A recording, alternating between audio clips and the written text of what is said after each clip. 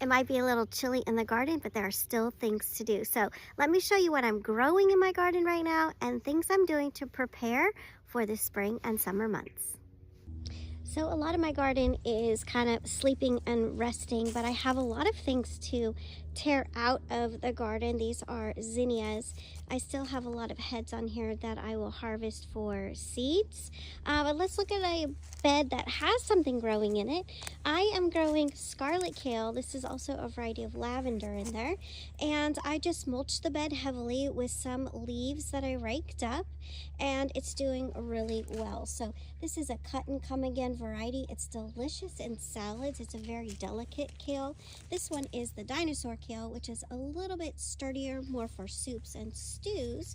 So they look awfully happy even though it's chilly outside. I'm also growing a variety of lettuces. These are cut and come again lettuces, and you can see that I mulched the bed quite heavily around the plants, almost covering some of them up to protect them from the cold. And then this is a variety that's also cut and come again, so I'll just come out and harvest some little leaves off of each plant, and then it will just replenish for months to come.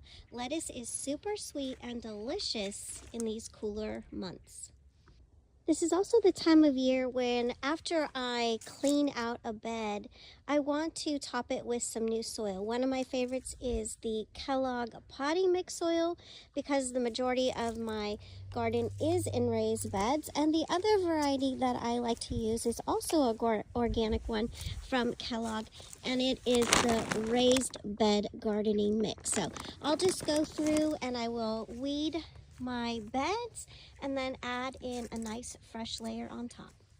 Another thing I like to do if my beds are taking a little nap, this is one of my favorite new beds. It's super tall, super easy to garden in. I've got two of them connected here with an arch, is put leaves in the bed. So I have this really cool gadget that helps me mow up my dried leaves, and so I'll just put a nice little layer of leaves on top of the beds.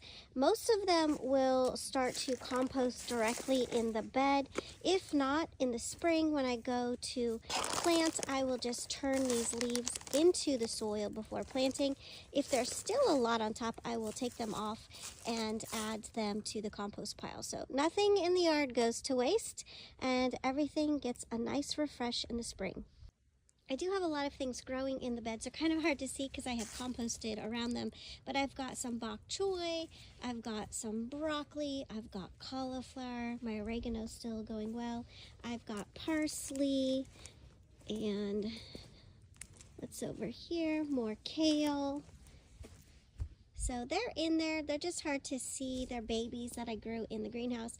I also have some greens that are growing here, and some more parsley, some chives, and then a garden bed full of garlic. So this has had garlic in here on both sides, and it's looking quite happy. I probably will scoop up some leaves today with my little doodad and add those also to the beds. So if your garden looks a little sad right now, that's okay. Let it rest, but don't forget to give it a little love. Get out there, weed, add in some compost material, add in some new fresh soil, so when the spring comes, you are ready to plant and hit the ground running. Well, thanks for liking this video. Follow for more garden tips, and don't forget to seed the day.